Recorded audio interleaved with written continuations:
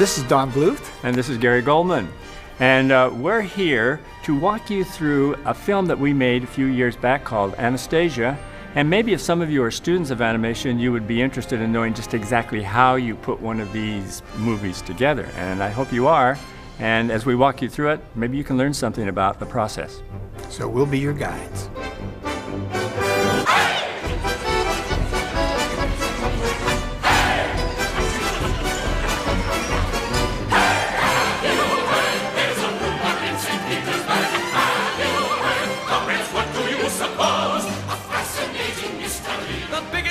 History, the Princess Anastasia.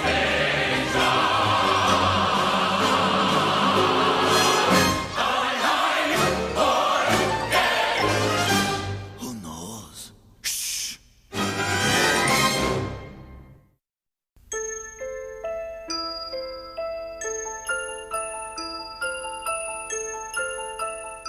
The script is a very important part of making an animated film.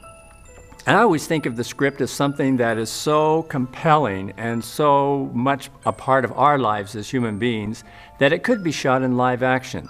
The only difference being is that we will take that same story, that same script, and we'll animate it.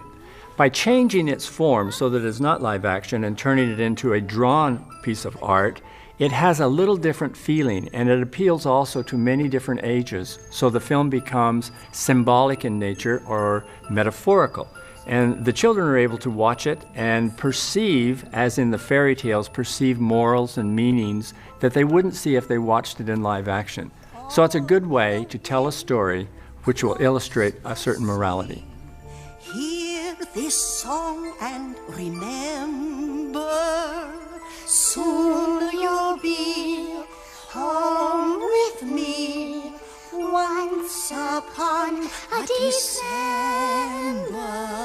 Anastasia might seem like it's an odd choice for an animated film because it really deals with a very tragic moment in history. The Romanov family were tragically killed. The Tsar himself, the father of the Romanov family, was a really great father, but he wasn't very good as a ruler, and his country was in a terrible, terrible mess most of the time. We were celebrating the 300th anniversary of our family's rule.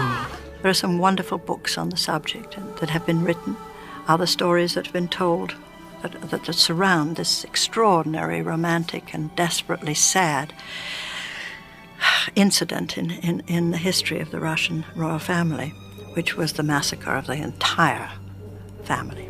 The story of the Romanovs is not typical. You don't immediately go, that would be a great cartoon. It just doesn't happen. So it's amazing that they made it into something as magical as it is. The Grand Duchess Marie is a very pivotal character in the story, in that she was the mother of Nicholas, who was the Tsar of Russia. And when the family were annihilated by the communists, she moved to Paris. A very desperately sad and unhappy woman, as you can imagine, having lost her entire family. You have to talk to her. The interesting thing was that the word sort of surfaced that there was a chance that one of the grandchildren had escaped the massacre. My dear, I'm old, and I'm tired of being conned and tricked. A tremendous number of young women were brought to her to be looked over by her, to be tested to see if she could possibly have been her grandchild. And of course, finally one comes along who really answers all the questions correctly. And that is the one called Anastasia. Of course, her name was not Anastasia, as it turned out, but indeed, in our story, let's for a moment assume that it was.